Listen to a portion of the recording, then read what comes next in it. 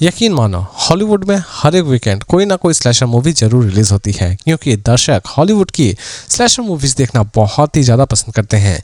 Finally एक नई slasher movie release कर दी गई है अमेज़न प्राइम वीडियो पर। जी हाँ दोस्तों, मैं बात करने जा रहा हूँ बोन लेक मूवी के बारे में, जिसे यूँ तो रिलीज़ की गई थी 2024 में, लेकिन इसे अब OTT पर अवेलेबल की गई है 2025 में। इसे फिलहाल अभी तक हिंदी में रिलीज़ नहीं की गई है। इसे आप देख सकते हैं अमेज़न प्राइम वीडियो पर। इसमें आपको न्यूडिटी और सेक्सुअल चीज़ें भी नजर आने वाली होगी, इसीलिए आप इसे किसके साथ देखेंगे और नहीं देखेंगे यह पूरी तरह से आप ही डिसाइड कीजिए। तो दोस्तों अब नज़र डालते हैं थोड़ा बहुत इस मूवी की स्टोरी के ऊपर। इसकी कहानी की शुरुआत होती है डिएगो और सागा से, जो कि अपने एक मेंशन में आराम से लाइफ स्पेंड कर रहे होते हैं, लेकिन इसी बीच अचानक से ही उनके लाइफ में वॉल की एंट्री होती है। वो अपने गर्लफ्रेंड के साथ उस घर में एंट्री करता है, लेकिन वॉल किसी भी तरह से डिएगो और सागा को मार देना चाहता है और पूरे के पूरे मेंशन पर अपना कब्जा करना चाहता है। लेकिन लास्ट तक वॉल और केन यानी कि उसकी गर्लफ्रेंड इस मकसद को पूरा करने में कामयाब हो पाती है या फिर नहीं हो पाती है, यही सारी चीजें आप इस मूवी में देखने वाले होंगे। मूवी में दोस्तों आप अच्छी खासी स्लैशर एक्टिविटी देखने वाले होंगे। मूवी की स्टार्टिंग में ही कुछ ऐसी चीजें दिखाई जाएंगी जो कि आपका पैसा पूरी तरह से वसूल करने वाली होगी, लेकिन मूवी की फर्स्ट हाफ आपको उतनी भी ज्यादा इंटरेस्टिंग नहीं लगने वाली होगी, क्योंकि मूवी की फर्स्ट हाफ बहुत ही ज्यादा स्लो है।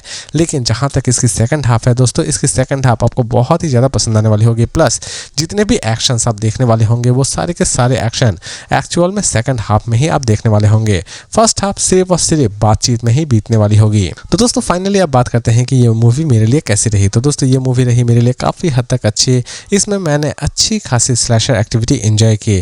प्लस इसमें कुछ ऐसी भी चीज़ें हैं जो कि एक्चुअल में फैमिली के लिए देखने लायक बिल्कुल भी नहीं है। लेकिन जहाँ तक इसकी स्टोरी की बात है तो दोस्तों स्टोरी तो अच्छी है, लेकिन इसकी प्रेजेंटेशन थोड़ी स्लो लगी मुझे, इसीलिए मेरी तरफ से इसकी रेटिंग होगी 5 में 2.9 स्टार। लेकिन दोस्तों अगर आप सोच रहे हैं कि इस मूवी को हम देखें या ना देखें, दोस्तों मूवी देखना ना देखना पूरी तरह से आपके ऊपर डिपेंड करता है। लेकिन अगर आप हल्की फुल्की एक्शन और हल्की फुल्की स्लैशर चीज़ें वाली मूवी देखना चाहते हैं तो ये मूवी आपको एटलीस्ट निराश नहीं करेगी। कोरियन सीरीज कोई भी उठाकर देख लो, हर एक सीरीज आपको भरपूर एंटरटेन करने वाली होगी। जी हाँ दोस्तों, फाइनली एक नई कोरियन सीरीज नेटफ्लिक्स पर अवेलेबल कर दी गई है, जिसमें आप अच्छी खासी सस्पेंस और अच्छी खासी थ्रिल एंजॉय करने वाले होंगे। जी हाँ दोस्तों, मैं बात करने जा रहा हूँ the price of confession web series के बारे में, जिसे फाइनली रिलीज कर दी गई है नेटफ्लिक्स पर। इसके टोटल 10 एपिसोड रिलीज किए गए हैं और हर एक एपिसोड लगभग 46 to 55 मिनट की है। कुछ एपिसोड्स 55 मिनट्स के भी ऊपर की है। इसमें आपको हल्की की सेक्सुअल चीजें नजर आने वाली होगी, इसीलिए आप इसे किसके साथ देखेंगे और नहीं देखेंगे ये मैं पूरी तरह से आपके ऊपर ही छोड़ता हूँ। तो दोस्तों अब नजर डालते हैं थोड़ा बहुत इस मूवी की स्टोरी के ऊपर। इसकी कहानी की शुरुआत होती है ली की से, जिसे उसके ही पति के कत्ल के इल्जाम में पुलिस गिरफ्तार कर लेती है। वो जेल पहुंच जाती है और जेल में पहुंचने के बाद वो एक लड़की से मिलती है।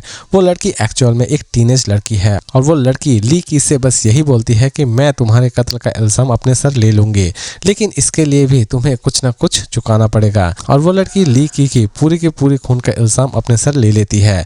डिटेक्टिव को पूरी तरह से यह संदेह होता है कि वो लड़की पूरी तरह से झूठ बोल रही है और उसने जानबूझकर ही इस इल्जाम को अपने सर पर लिया है। और डिटेक्टिव हुनसू जो कि किसी भी तरह से इस केस को सॉल्व करना चाहता है और लास्ट तक हुनसू इस केस को किस तरह सॉल्व करता है ये तो आपको इस सीरीज को देखने के बाद ही पता चलने वाली है। दोस्तों इसकी स्टार्टिंग आपको बहुत ही ज़्यादा सिंपल लगने वाली होगी, लेकिन यकीन मानिए इसकी सेकंड एपिसोड आप जैसे ही देखेंगे तो आपकी आंखें खुली की खुली रहने वाली होगी, क्योंकि एपिसोड सेकंड में कुछ ऐसे कन्फ्यूजन क्रिएट कर दिए जाएंगे जिसके बारे में आप सोच भी नहीं सकते होंगे। इसकी हर एक एपिसोड में आप अच्छी खासी सस्पेंस एंजॉय करने वाले होंगे और इसके एंडिंग के बारे में तो आप किसी भी तरह से अंदाजा नहीं लगा पाएंगे। सीरीज के हर एक एपिसोड में आप कोई ना कोई सस्पेंस वाली चीज देखने वाले होंगे, जो कि इस सीरीज को आपके लिए और भी ज्यादा एंटरटेनिंग बना देगी। सीरीज की स्टोरी भी बहुत ही ज्यादा स्ट्रांग है, लेकिन दोस्तों ये सीरीज स्पेशली उन्हें बिल्कुल भी पसंद नहीं आने वाली होगी जो कि स्लो सीरीज देखना बिल्कुल भी पसंद नहीं करते हैं, क्योंकि इसकी स्टोरी स्ट्रांग होने के बावजूद भी इसकी प्रेजेंटेशन बहुत ही ज्यादा स्लो है। इसमें हर एक चीज की एक्सप्लेनेशन इतनी देरी से की गई है कि आप सोच भी नहीं सकते होंगे। यानी कि हर एक चीज की एक्सप्लेनेशन तो आपको दी जाएगी, लेकिन बड़ी ही धीमी तरीके से। इसीलिए दोस्तों ये सीरीज उनके लिए बिल्कुल भी नहीं बनाई गई है जो कि स्लो सीरीज देखना बिल्कुल भी पसंद नहीं करते हैं।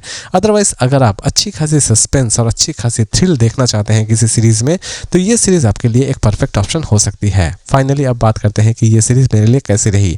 दोस्तों ये सीरीज मेरे लिए रही काफी हद तक अच्छी और मेरी तरफ से इसकी रेटिंग होगी 5 में 4.8 स्टार। तो दोस्तों अगर आप स्लो सीरीज देखना पसंद नहीं करते हैं तो इस सीरीज का पूरी तरह से स्किप कर सकते हैं, लेकिन अगर आप सस्पेंस थ्रिलर थ्रिलर और कोरियन ड्रामा देखना पसंद करते हैं तो ये सीरीज आपके लिए एक परफेक्ट ऑप्शन हो सकती है।